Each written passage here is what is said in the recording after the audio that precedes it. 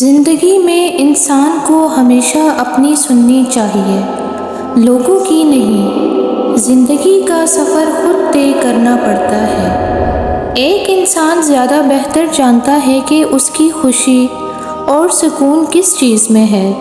جب انسان لوگوں کی سن کر ان کو دیکھ کر اپنی زندگی کا فیصلہ کرتا ہے تو وہ کبھی بھی سکون کی زندگی نہیں گزار سکتا۔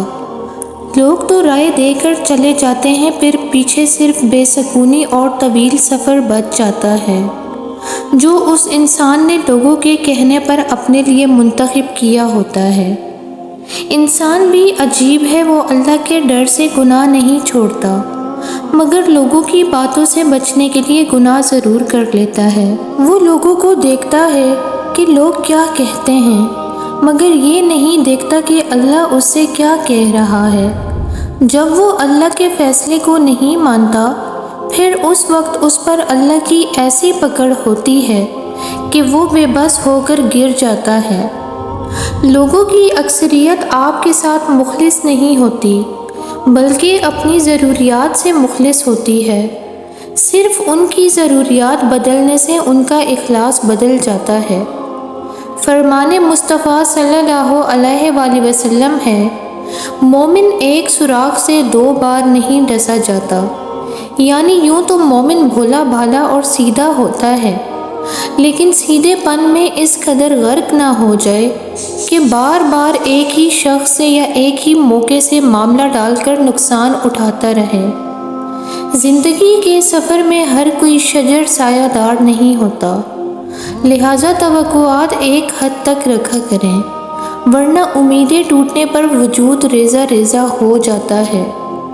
وہ راستہ جو ہمیں آسودگی اور سکون کا احساس دیتا ہے، ضروری نہیں کہ وہ درست بھی ہو۔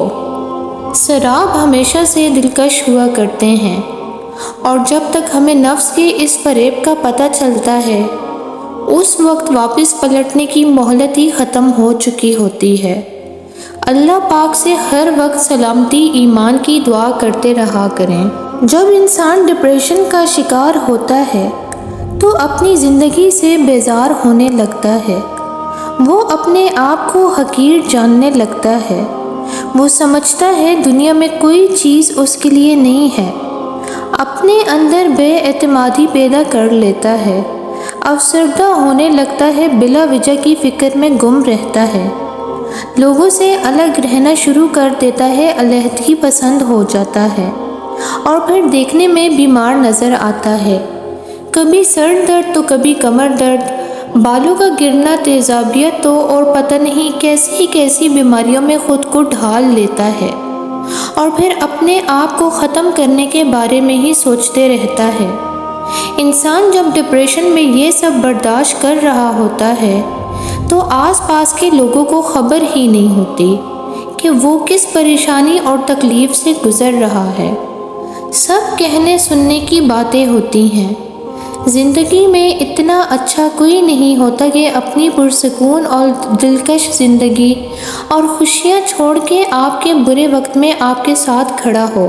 یہاں آپ کو ایسے بہت سے لوگ ملیں گے جو ساتھ دینے اور نبھانے کی باتیں تو کرتے ہیں، مگر جب نبھانے کی باری آتی ہے تو یہ لوگ آپ کو دور دور تک نظر نہیں آتے، آپ کو جھوٹی تسلیاں اور دلاسوں سے اپنی عادت ڈال کے اکیلا چھوڑ کے آپ کی بے بسی کا تماشا دیکھتے ہیں۔ اس طرح کے رویوں سے انسان نہ صرف ٹوٹتا ہے بلکہ جیتے جی مر جاتا ہے۔ کچھ باتیں نظر انداز کرنے کی ہوتی ہیں۔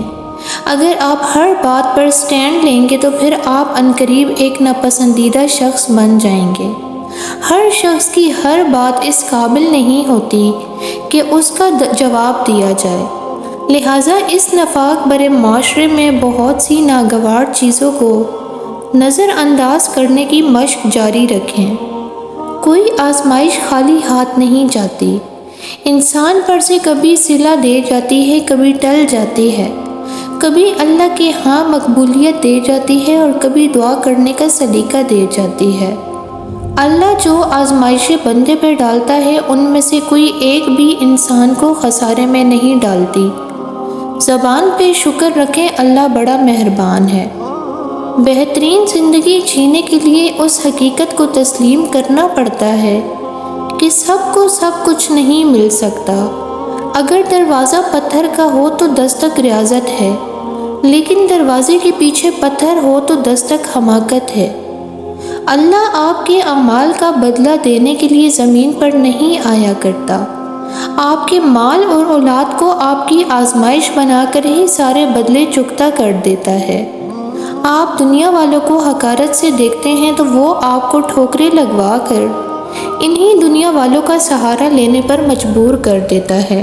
جب انسان بے حد تکلیف میں ہوتا ہے اور مسکرا کر یہ کہتا ہے کہ میں نے یہ معاملہ اللہ کے سپرد کیا تو یقین مانو فرش سے لے کر عرش تک ہر چیز لرز جاتی ہے اور وہ آہ سیدھا 7ویں آسمان تک پہنچ جاتی ہے۔ ٹوٹے دل سے نکلی ہوئی دعا اور آہ کبھی رائے گاہ نہیں جاتی، اور جب معاملہ اللہ کے سپرد کر دیا جائے تو ظالم بچ نہیں سکتا۔ وہ رحمان اور رحیم تو ہے ہی، مگر کیا تم نے سنا نہیں وہ ذوالجلال بھی تو ہے۔ اللہ جب حفاظت کرنے پر آتا ہے تو سب سے کمزور مکڑی کے جالے کی دیوار راستے میں حائل کر دیتا ہے، جسے دنیا کی بڑی سے بڑی طاقت بھی نہیں گرا سکتی۔ اس لیے بھروسہ اور یقین صرف اللہ تعالیٰ کی ذات پر رکھیں، کیونکہ وہ مسبب الاسباب ہے۔ جیسے اپنے کپڑوں کو گندا ہونے سے بچاتے ہو، ویسے ہی اس دل کو بھی نفرت، حسد اور غصے کی گندگی سے بچایا کرو۔ جو رستے اللہ تعالیٰ سے جوڑتے ہیں وہ بہترین ہو جاتے ہیں۔ اللہ تعالیٰ کی طرف جانے والا ہر راستہ دل کو سکون بخشتا ہے۔ ایسے محسوس ہوتا ہے اکیلے ہونے کے باوجود بھی کوئی ساتھ ہے۔ انسان کی تمنا نہیں ہے کیونکہ اللہ ساتھ ہے۔ کوئی چھوڑ دے تو تب بھی دل تشکر میں ڈوبتا چلا جاتا ہے۔ ہم مصلحت سمجھ کر شکوے کے انبار نہیں لگاتے۔ وہ رحمان ہے، اس سے جڑنے والے غنی ہوتے ہیں۔ جو اس سے جڑتا ہے وہ اسی کے دل میں ہمیشہ کے لیے بس جاتا ہے۔ زندگی کے چاروں اطراف میں محبت الہی ہوتی ہے، اور ہم ہوتے ہیں بس یہ الفاظ ہوتے ہیں، مبارک ہو تم نے اپنے رب کو پا لیا۔ یہ دنیاوی محبتیں تو تمہاری آزمائش کرنے آتی ہیں کہ تم حقیقی محبت سے کتنے قریب ہو، اور جب تم صبر کے ساتھ اس کی رضا میں راضی رہتے ہو تو وہ بھی پھر تمہیں تمہاری من پسند چیز پلک جھپکتے واپس لوٹا دیتا ہے۔ اور یہ جو تم بار بار ہر کسی کے سامنے صبر اور ضبط کا واویلا کر رہے ہو، تو بتاؤ ذرا کیا تمہارا صبر زیادہ ہے یا صبر ایوب علیہ السلام؟ تم جو اس آزمائش کی گھڑی میں دنوں اور سالوں کا حساب رکھے ہوئے ہو، تو بتاؤ ذرا کیا تمہاری آزمائش طویل ہے یا حضرت یعقوب علیہ السلام کی، جب انہوں نے حضرت یوسف علیہ السلام سے جدائی کاٹی؟ تم کہتے ہو تم نے یہاں اس مقام تک پہنچنے کے لیے ان گنت قربانیاں دیں، تو کیا تمہاری ایک بھی قربانی حضرت ابراہیم علیہ السلام کی قربانی کا نعم و بدل ہے؟